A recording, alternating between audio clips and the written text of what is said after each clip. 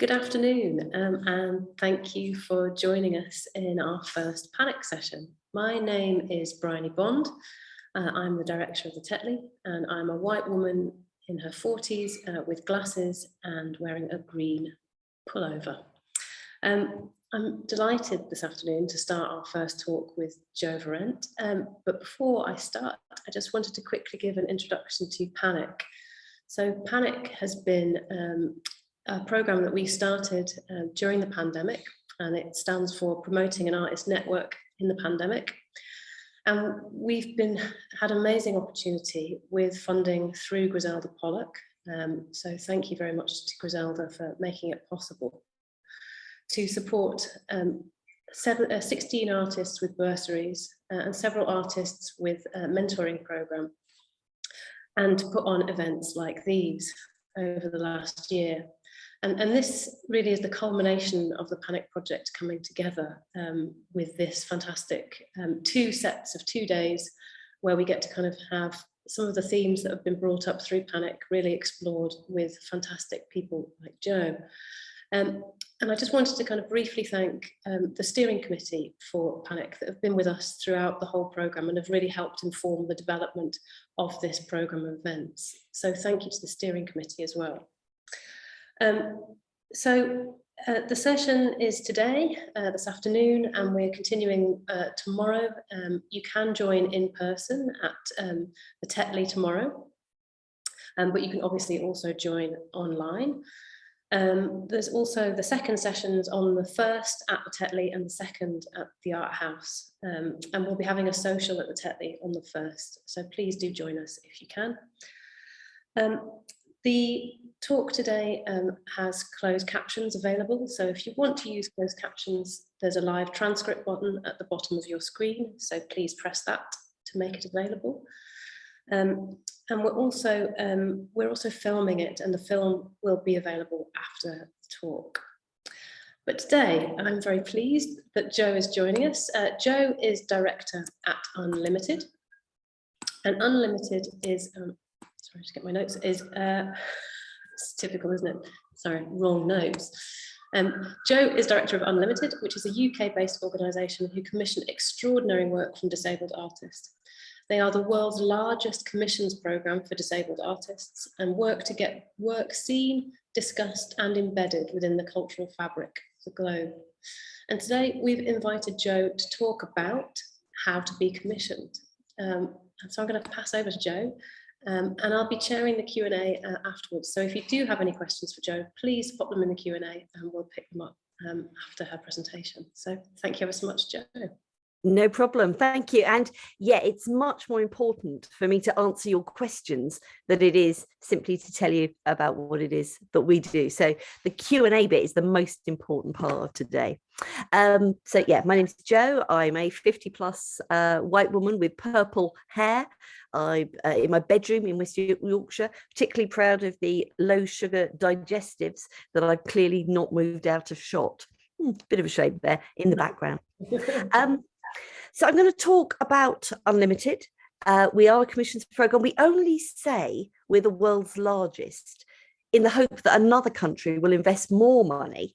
I'm looking at Korea, I'm looking at maybe Singapore, because that way more money goes to disabled artists, and that ultimately is what we want. But so it's not too much of a boast, it's more of a challenge in some ways.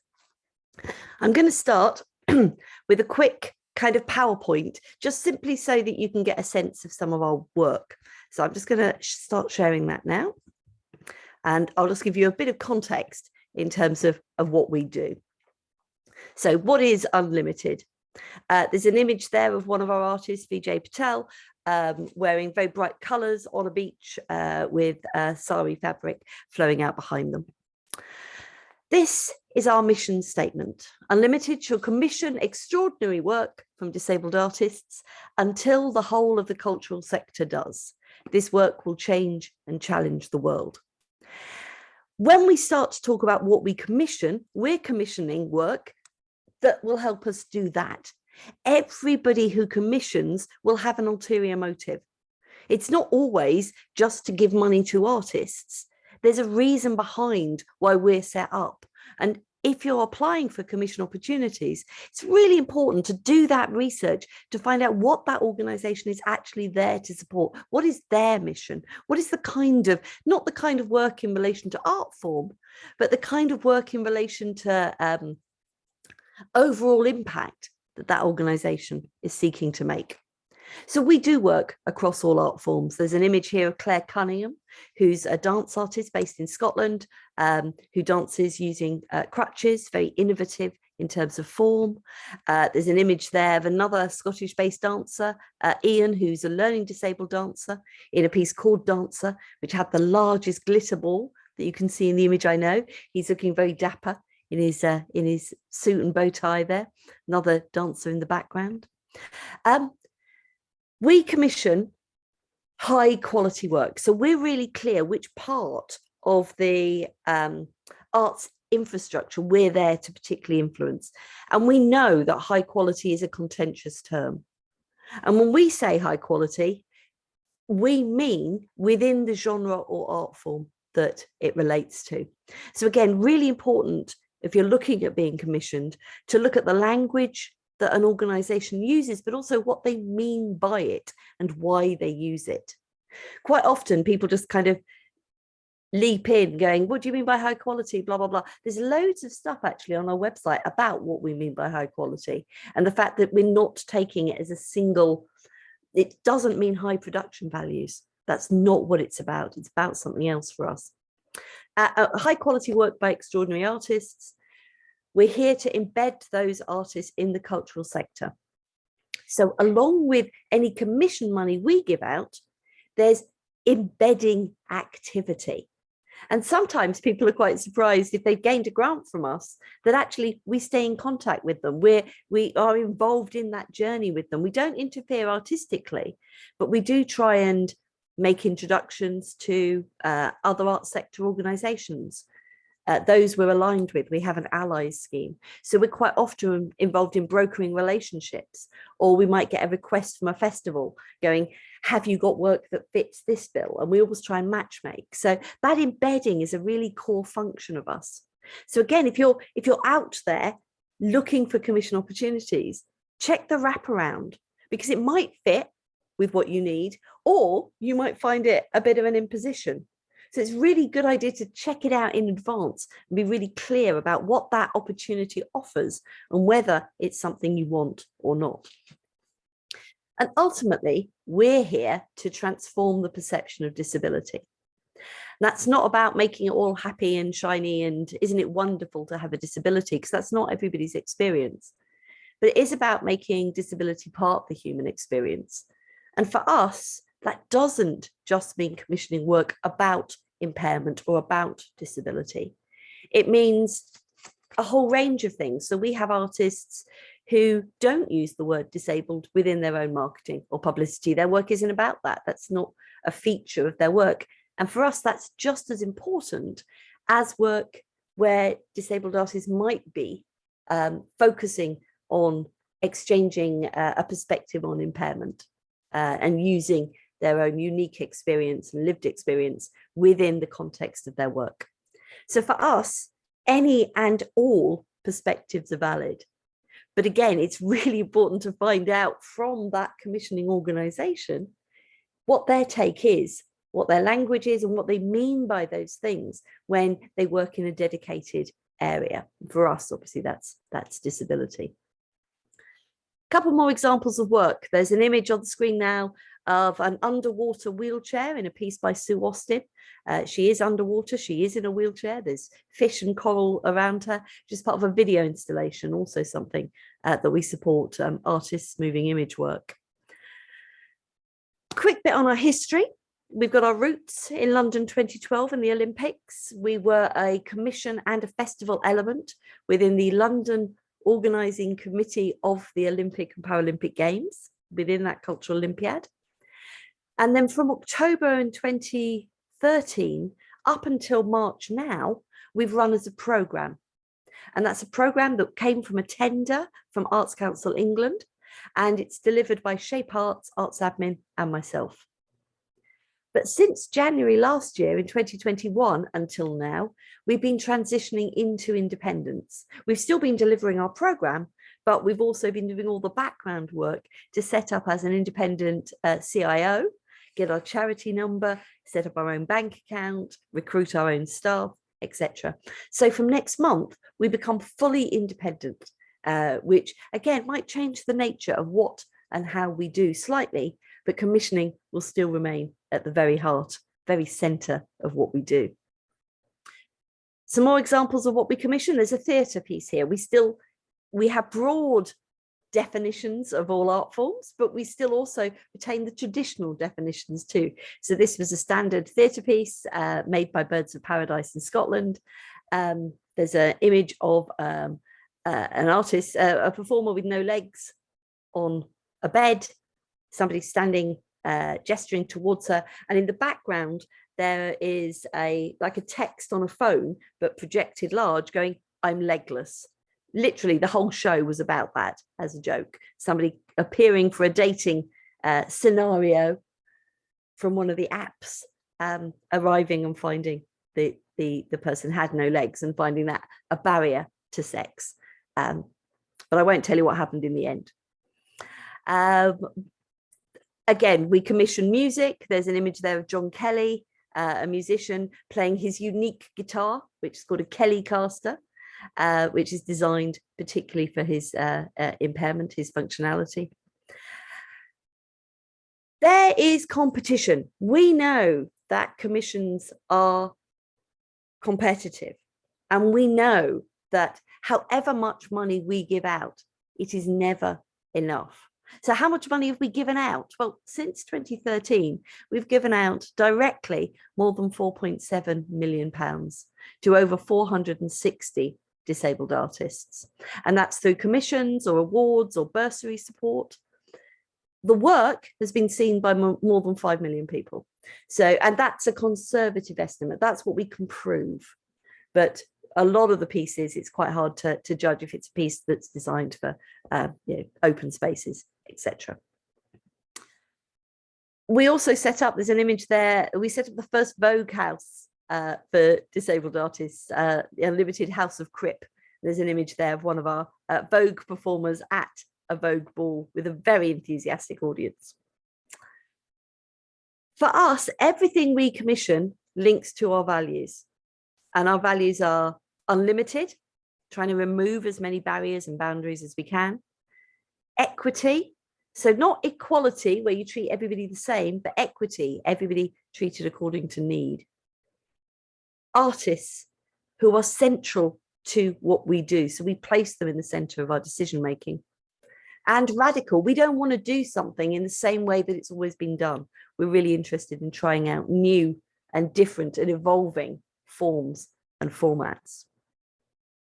Another image of work we commissioned there, Brownton Abbey, which is a highly intersectional kind of dance party slash cabaret slash intervention within public spaces. This was one of the iterations down in Brighton Festival. Somebody walking through a very highly animated audience there. And a piece there on the stage of Sydney Opera House, a piece called Cherophobia by the artist Naomi Lapmeyer, who's being lifted by 25, I can never remember how to say the number, 250,000 helium balloons. I said the demand, the competition is huge. So just to give you an idea of that, in 2020, we had nearly 500 applications and we only shortlisted 77, which is about 16%. We only funded 34, which meant we funded 7% of those who applied to us. And that was giving out over £700,000. If we had funded everybody who had applied, we would have needed £9 million. So I really want to talk about the economics of scale within that and how we try to make that process as simple and easy as we can for artists, while still giving our panels enough to make judgments on.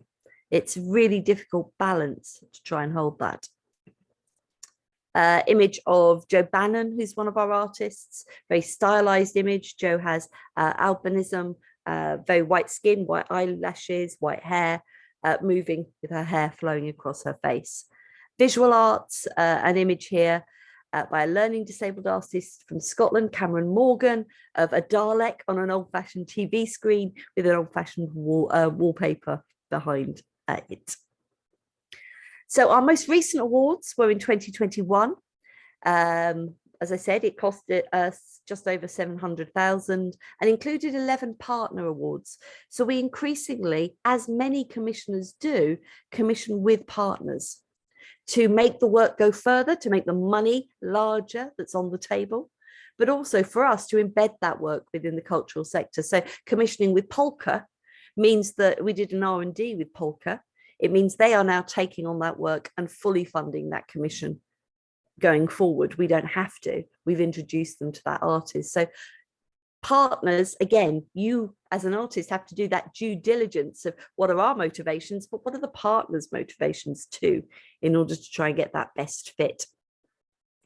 It's really important for us we don't fund the same people all the time. Quite often there's an assumption that commissioners favour certain people, and we keep quite accurate records on that. Last time, 67% of the awards went to artists who we'd never funded before. So we're really pleased. We don't know how long we'll be able to keep pushing that out for, but we're determined to stretch it as far as we can. And we commission across all art forms.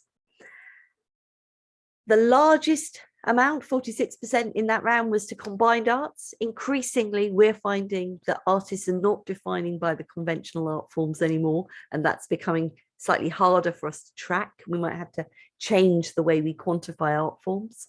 15% to theatre, 11% to visual arts, 7% to literature, 5% to music, 3% to dance, 13% to other. And again, other is a growing category for us. We were also really pleased in that last round that 32% of our awards went to disabled artists of colour.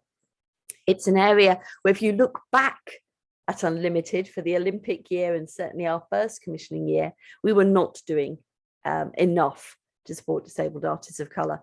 There was a real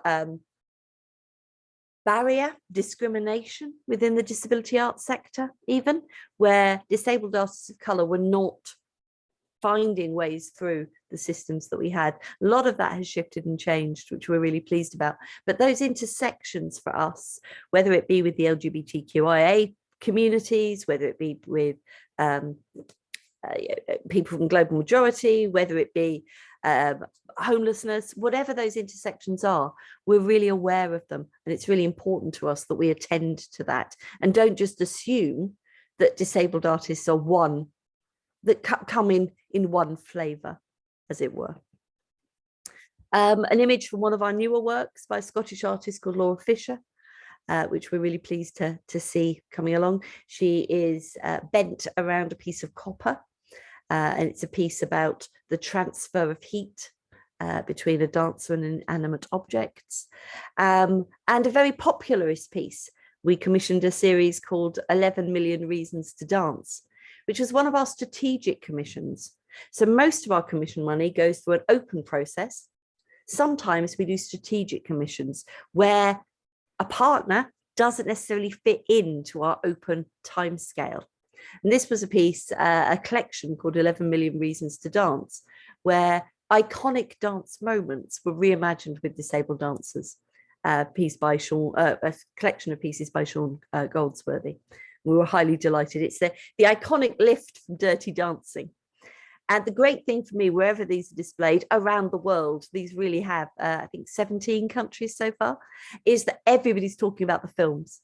People aren't talking about disability in relation to them. It really switches that focus. Okay, so that's the end of the PowerPoint bit, so I can stop sharing that. And I want to, before I stop and take questions, I want to tell you what's really hard about commissioning. Making decisions is really hard, really, really hard. It's not about picking the best written proposal at all. It is about, for us, it's about a group of people. So all of our selection is done by selection panels. It's not just done by me. In fact, for our open rounds, nobody connected to Unlimited is allowed to vote. within those final selection call outs, and that's very deliberate. We have to work with all the artists. We don't want to, we can't fund our favourites. It's not about funding favourites. It is about funding the best work within the context that that work is going into. It's about which work might fulfil our mission. It's about what work will actually work in the context that we're entering into. So our last commission round was a lot of work for outdoors, work on screen, artists really thinking about how they could survive within this COVID landscape. I'm not saying post-COVID, because we are not post-COVID. So it's not, we ignore spelling, we ignore those things. It's not about how well crafted an application is. Anybody can do that bit. It's about the idea, and the idea in that moment at that time. So decision making is really tough. It always comes down to a battle between a number of different pieces. And then it's about balance. It's about, oh, well, if we've got 3 dance pieces, then do we need to bring a visual arts piece within that portfolio? So it's not just about the individual applications. It's also for us about the cohort that we're supporting at any one time. Is there a geographical range? Is there those things? So once we know the kinds of work we want to support, we then have to pick which balance of that is best for us at any particular time, which means we have to say no to excellent, brilliant and stunning work by amazing artists. And that sucks. That's really horrendous. I mean, we're committed to trying to get that work, any work that's been shortlisted, trying to get that funded by other funders. And we've got a reasonably high success rate, but it takes time. And sometimes that feels really shitty and unfair. I don't think I've been in an open selection panel where there haven't been people crying at the implication of their decisions. It is incredibly tough to get a no. It's also incredibly tough to make the decisions that mean that some people get yeses and nos. So that bit's really difficult. Communicating yeses and nos and giving feedback and supporting people through those decisions, that's shit too. Not the yeses, that's amazing, that's great. Although it's the beginning of the work, not the end. It's the beginning of a process, not the end. The most emphatic response I've ever had to sending out a no email was somebody coming back and calling me a cunt for not funding their work. That was pretty hard to take, pretty difficult. It was spelt out on cupcakes, photograph cupcakes, you know, it was nicely done, artistic, aesthetic, but hurt. I absolutely do not in any way condemn anybody for expressing what they need to express at that time. I do think that any artist applying for any commission opportunity needs to expect a yes or a no and needs to be prepared for both. If you can't face a no, don't put in. Unfortunately, we live in a society which means we have competition. We may be able to change that in the future, but at the moment, that is where we are. And understanding the nature of the process, I think for artists is a really important one. We probably get maybe 10% of people being really genuinely upset. And contacting us and being very angry, it leading to illness and upset. It's really tough. So support networks around people can be really, really vital at that time. And really talking with commissioners about how that news is going to be broken and when, so that people can be really prepared and embed support around them at the time of those decisions. What else is really tough? And then the work. The commission is the beginning of the process, not the end of the process, as I said. And engaging in the contracting of work, negotiations about things that might need to change. Panels often make recommendations that we then bring forward in the same way I think that Arts Council does, where they have these things have to be in place or might have to shift and change, right the way through to the ultimate delivery of work. We're engaged throughout that whole process, but none of that is necessarily easy. We've had to do massive adaptations due to COVID, but also due to the changing financial picture within the sector as well. And timescales, everything is up for change. And we, as commissioners, want to hold our artists through that whole process, not just here's the money, do the work, give us your stats at the end. So for us, it's a whole journey, and that's really, really important. Okay, I've finished the presentation-y bit. Now over to the questions bit, which is always, as I said, the most important. Thanks ever so much, Jo. Really, yeah, brilliant run through, I think, of just the commissioning, or at least that kind of, as you say, the first bit of commissioning. I just wanted to kind of ask you one question just to start things off a little bit. Was just about high quality. I think one of the things you mentioned about was about high quality, and you talked about it's not spelling things perfectly and writing in a perfect way, but about the quality of the idea. And I know it's the kind of $1 million question, but I wondered if you could, expand on what makes something high quality for you, or what are you looking for in proposals that you get? I think the first thing is it's not for me. It is obviously for a panel, and very rarely do we get anything unanimous from a panel. So there is a degree of subjectivity there. There isn't one thing that would automatically convince everybody. Everybody will have a slightly different take on what high quality is, and that needs to be understood too. So one selection panel might make very different choices to another selection panel. That is the nature of selection panels. That's, it's not a mathematical formula in that way. For me, though, what makes a high quality application, can I understand it when I read it through quickly? If I've got 468 applications to read, I am reading at speed. I will make my first sift based on a quick read through.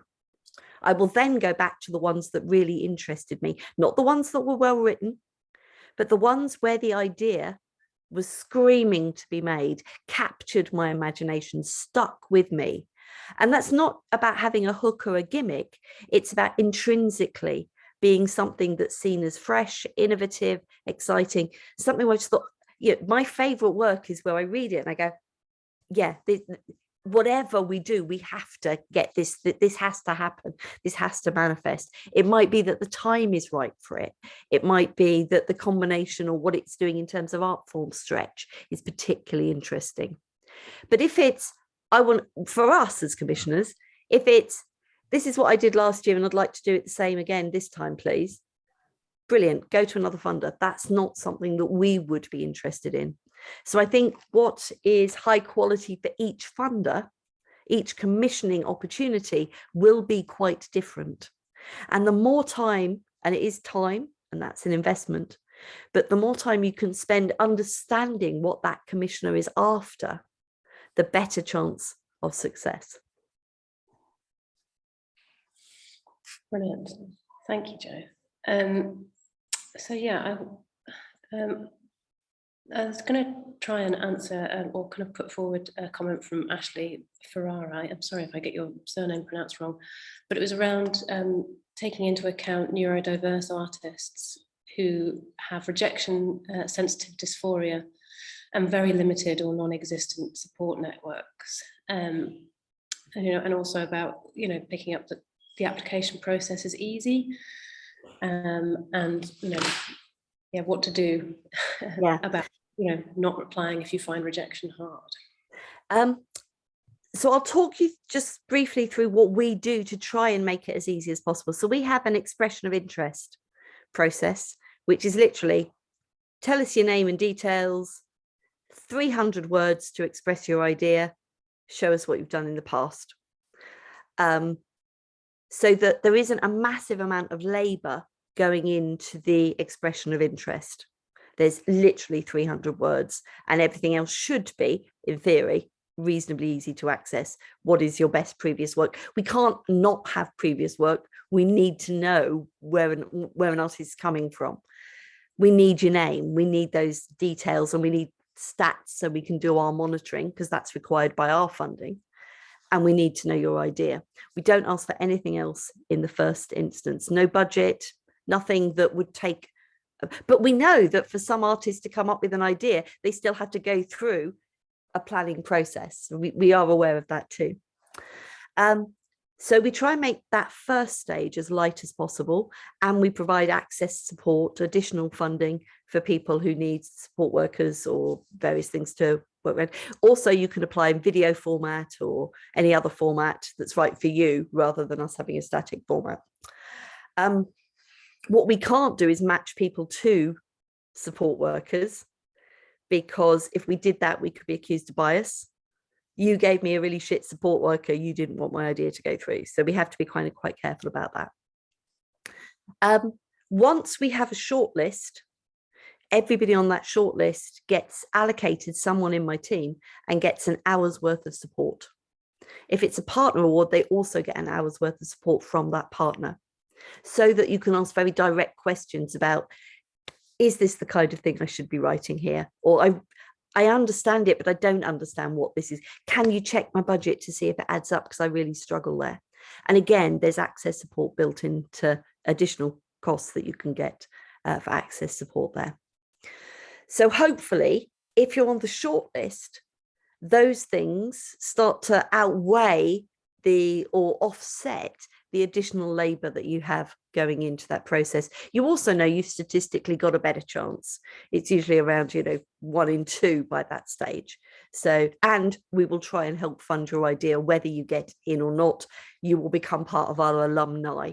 So we will add your name to our artist database, and if we're talking with venues or whatever, we will bring you into those conversations. Isn't as relevant. So they're the things that we can do from our side. None of that, though, answers the question of what's it like to get a no, if that's something you're particularly sensitive to. We don't have the capacity to buddy people up around that, but there are many organisations that do. So for visual artists, Dash works brilliantly with disabled visual artists and can help hold that. We've certainly had artists who've worked through Dash on applications where we've told Dash, and Dash has then passed on the yes or the no. Kind of, that kind of thing is a possibility. We've had artists who've asked us to tell them as soon as we can, rather than going through our process, because they cannot bear the weight any longer, that extension. We're really sensitive to that as much as we can be. Artists said, can you just tell me face to face, through a screen, but face to face rather than just sending me an email. I don't think I could handle an email. But there are limits capacity wise with where and at what stage in the process we can do that. So we couldn't do that between getting onto the shortlist and those expression of interests, because we couldn't have 300 conversations with people. But anybody on the shortlist who gets to know does get a conversation, if they want a conversation, with how that selection panel went. And we've tried to be as open and on. Arts Council of England is sometimes a little bit nervous that we might be a bit too open with those conversations, because when you honestly tell somebody why they didn't get something, you can open things up. It is subjective. It's not a formula. It's not a maths competition. And you can argue with subjectivity, but you can't argue with what happened in that room and those decisions being made. So sometimes that can be quite a difficult thing. If we're saying you didn't get it because of this, and someone going, but I do have that, and I did write it, that could be a really difficult conversation. It's like, that panel said this, that's all I can say. That's the way that it is. What I would do if I was in your situation is try, and I know it's a try and I know it's really hard, but to find out, is there a group of people who could support you within that process? Be that is other artists who are applying, where you can, hold each other within that process. We could potentially bring support workers into that too. We pay for support workers. You could ask for paid support around that particular period of time as well. But I really acknowledge it as an issue. And we do fund many neurodiverse artists. But again, it's not exclusive to neurodiverse artists. There are artists with mental health issues as well who really, really struggle at this particular point. And also the point where you put in an application emotionally is not necessarily where you will be when that decision is made. Things can change over time. But we would be really pleased to hear any thoughts or other suggestions. We work in an iterative way. We're constantly tweaking and changing and we do not think we have the perfect process. So if you've got ideas around that beyond fund everybody, because we don't have 9 million, really, really interested in engaging in that conversation. Thanks, Jo. And sorry, actually, neurodivergent. Yes, so one of the other questions was around actually about how much information or how much research to include in a proposal. And yes, I guess that's, you've got obviously a specific word count to kind of deal with, but yes, how much to kind of put into that proposal. And something I've also seen is like, how much of a finished idea? So again, it will depend at different stages. It will depend on different commissioners. People will have their preferred options. For us, we always say, don't do the project and then ask us to fund it, because the panel will consider it to be done at that point if you've done too much of it. At that first stage, we are literally after an idea that hasn't yet been done. Usually within any commissioning process, there's a limit on how much information you can add to the application, how many images, length of videos that you can add. Really look into those and send, rather than I'm going to send 58 images because I have them, what are the 5 images? If they say 5 or 3 or whatever, what are the ones that best suit this proposal? Not what are my best images per se, but what are the ones that best suit this work?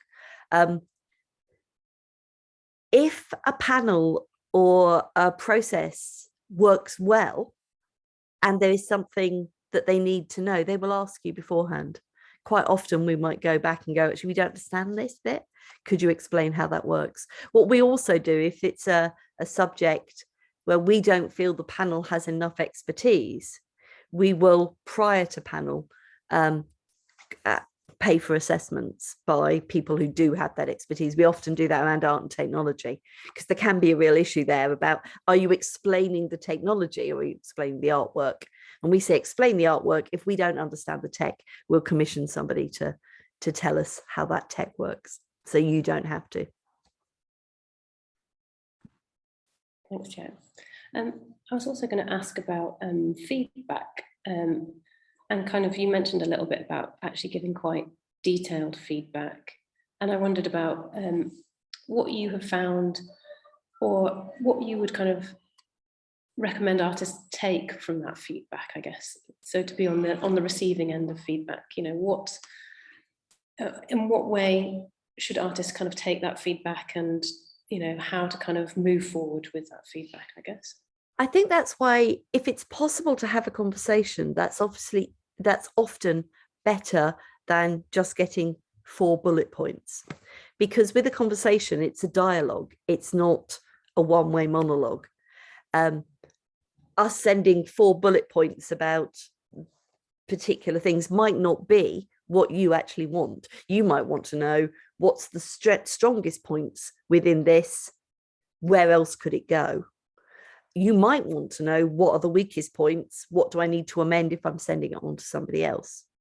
You might just want a conversation about why were other projects seen as more viable at this particular time.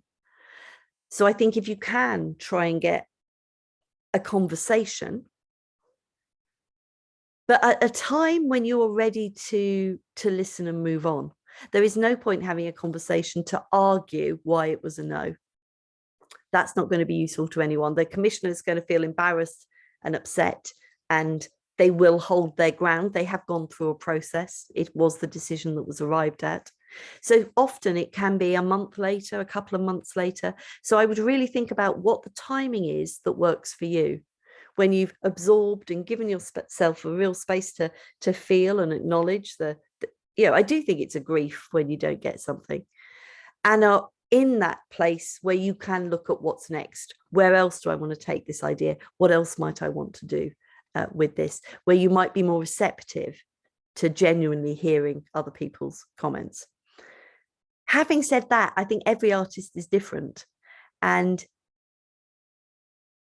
where if you want to compromise on something or change something or not. And sometimes it's as important to stick to your guns and your original artistic vision, no matter what a funder says, because another selection panel, another commissioning body might say something entirely different. It's a bit like the Great British Menu. One set of palettes is not the same as another set of palettes, and you might get a very differing response. Again, it's the nature of the process. It's not a failing on either side. I was going to ask as well, Jo, about, we've talked a lot about the kind of open selection process for being commissioned, but you've also mentioned your strategic commissions around commissioning projects that don't have that open application process. And I wondered if you could talk a little bit about selecting artists for that commissioning process and how that process works. Yeah, when we work strategically, it's pretty usually in partnership with someone else. There was one we did recently that wasn't. I'll talk about that in a moment, but usually it's in association with a partner. It can be the partner has a particular artist in mind. So then all the rules are out the window, and we work with that partner on a bespoke basis to work out how it might work best in that situation. So it might be they have an artist in mind and we just create an opportunity and invite that artist in. It might be that there's a shortlist already in place. It might be that we do an open call together. So any of those routes are possible. So for example, at the moment, we're entering a strategic relationship with Leeds 2023. They already have a number of artists who they are seed commissioning. And we're looking at that seed commission list for disabled artists, and together we will choose which one we invest in. So that's a closed process, but we're also working with Compton Verney, and that's an open process. We've got an open call out for people to attend an initial day to find, which is paid, a certain number of people to attend an open day, from that to put in ideas, and from that we will commission. So the strategic ones don't have a format. The format is determined by the individual circumstances. Oh, the one I was going to mention that wasn't done with a partner was we commissioned a piece on empire, which was in response to I was awarded an MBE and felt hideously uncomfortable about it. And there was a real tussle about whether or not to take it. And in the end, there were many caveats and many things that have been put in place. And one of those was to commission a piece responding to the notion of empire. And there we looked through our alumni of artists, so shortlisted artists as well as commissioned artists, and chose 5 who had done work that their back catalogue had links to or notions of empire within it. And we paid each of those to develop an idea and to pitch it to us. And then we selected one from What's the Big Mystery? And that comes out at the end of the month.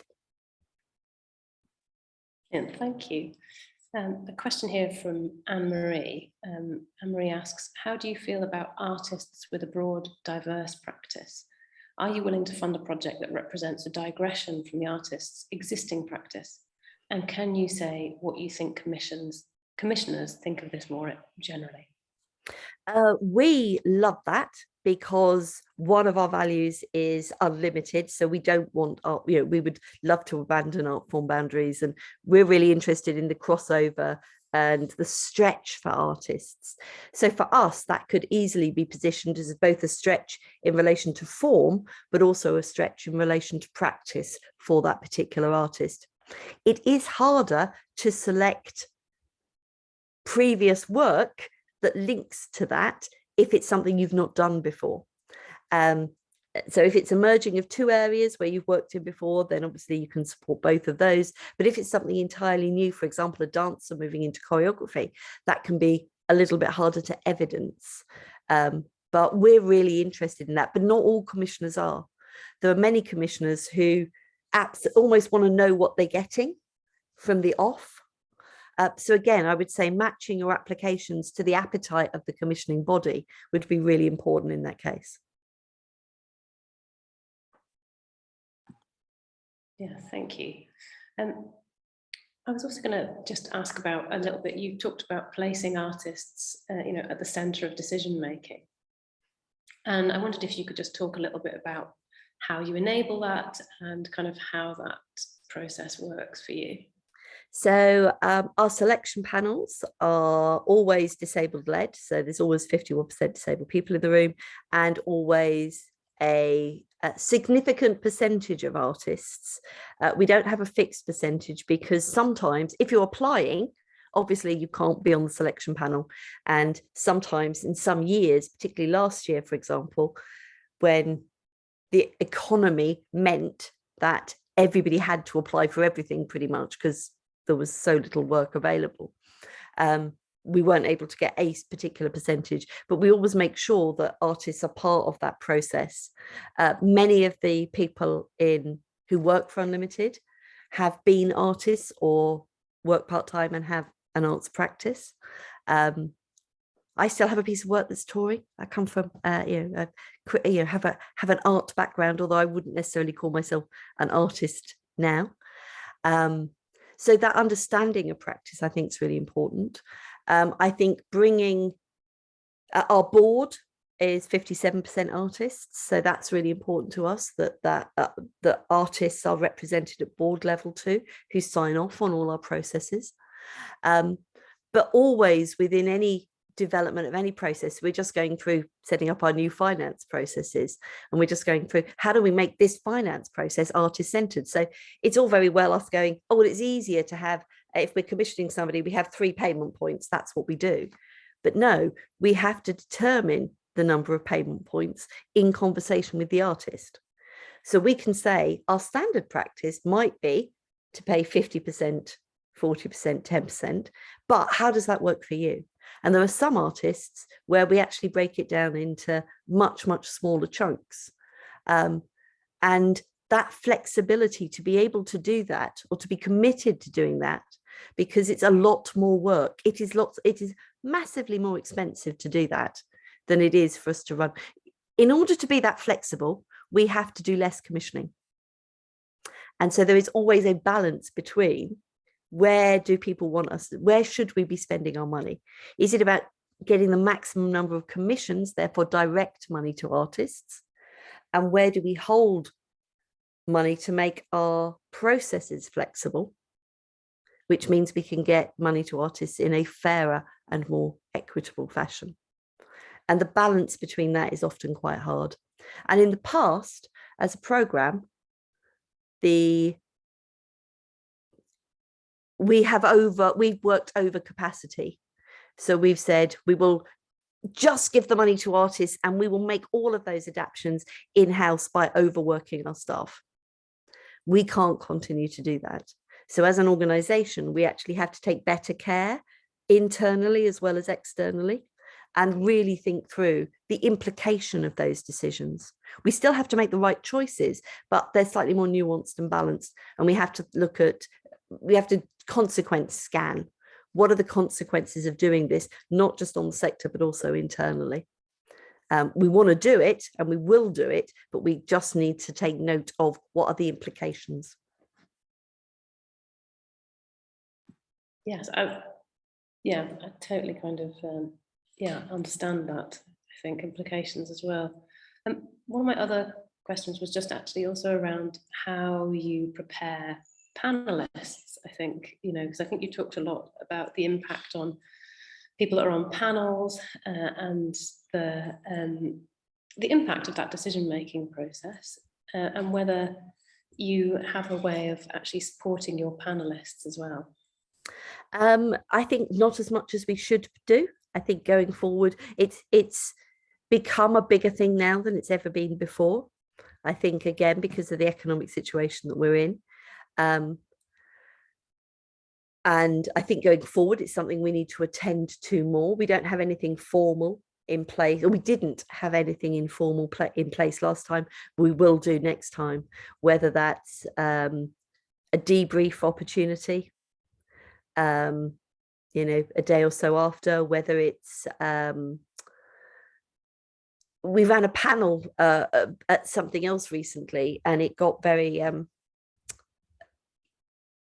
triggering for people, very upsetting for people. So we immediately gave everybody a takeaway for that night and went, have a takeaway on us, chill out, don't do anything else, whatever. And then we reconvened and paid people to reconvene the next day to do, you know, a gentle debrief and holding kind of exercise. And I think it's that kind of thing that we need to start putting in place, but we haven't had in place up until this point. People are paid to be on panels if they're not salaried, and that's really important to us. We've always done that, but it's about going that step further now. I think is really necessary, about holding people through that. We brief people about the decision making, what they can take into account or should take into account, what they shouldn't. You know, we do all the registers of, you know, conflicts of interest. If you're married to somebody, you're out of the room, whatever that looks like in a digital space. You know, all of those things. But actually, there's a more human side to it that we've not necessarily been attending to, which we really want to. And again, if anybody's got any ideas for that, please get in touch, because I think that's something that every commissioning process could really learn from. I mean, I deliberately get involved in a lot of others because I want to see how they work from the inside.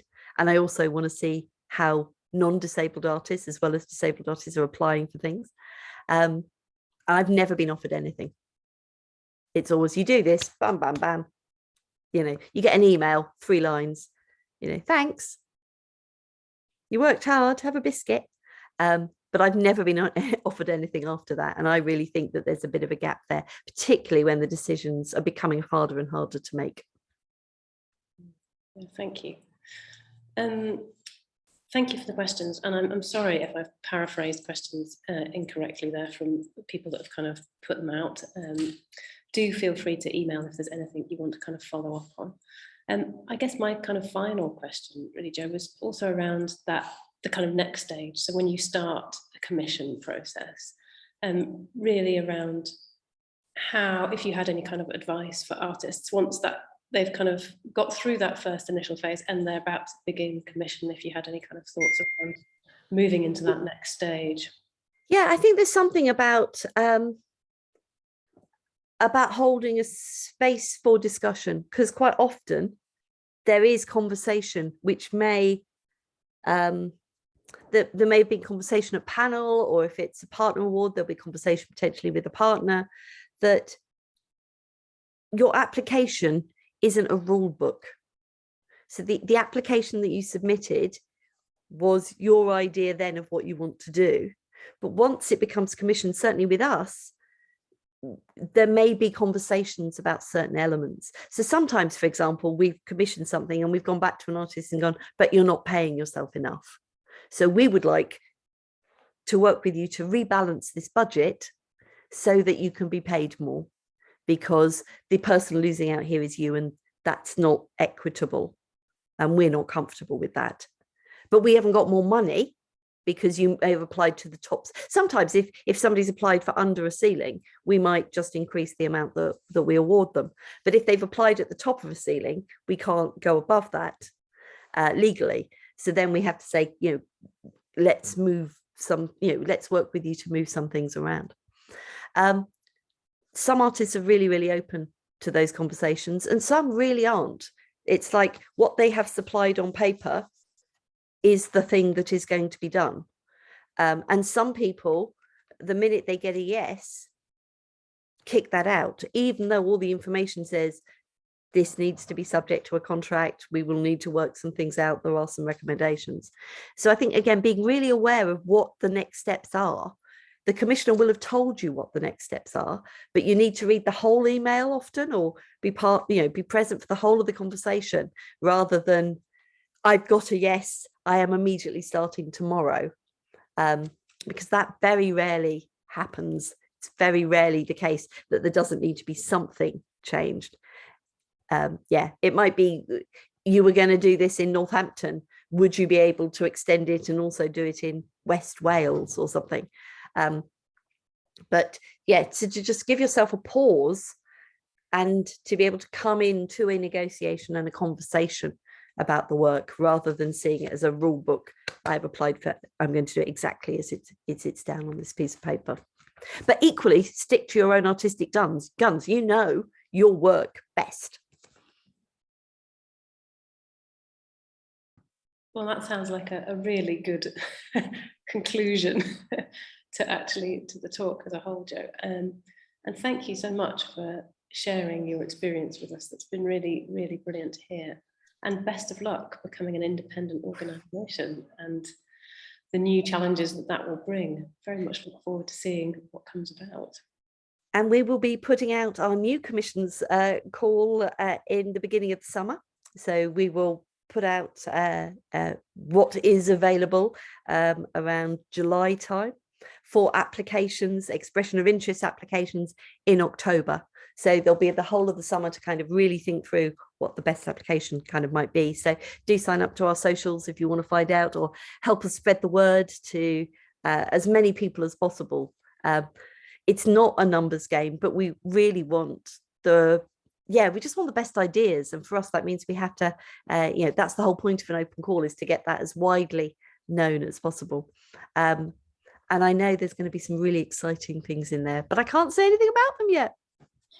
Brilliant, Jo. Well, thank you. We'll absolutely share that amongst the Panic Network as well. Fantastic. So yeah, thank you ever so much for your time. No problem at all. Delighted. You too. Thank you very much. Bye-bye. Bye. So our next session starts at 2:45. So take a short break. See you soon. Thanks ever so much. Bye-bye. Thank you, Jo.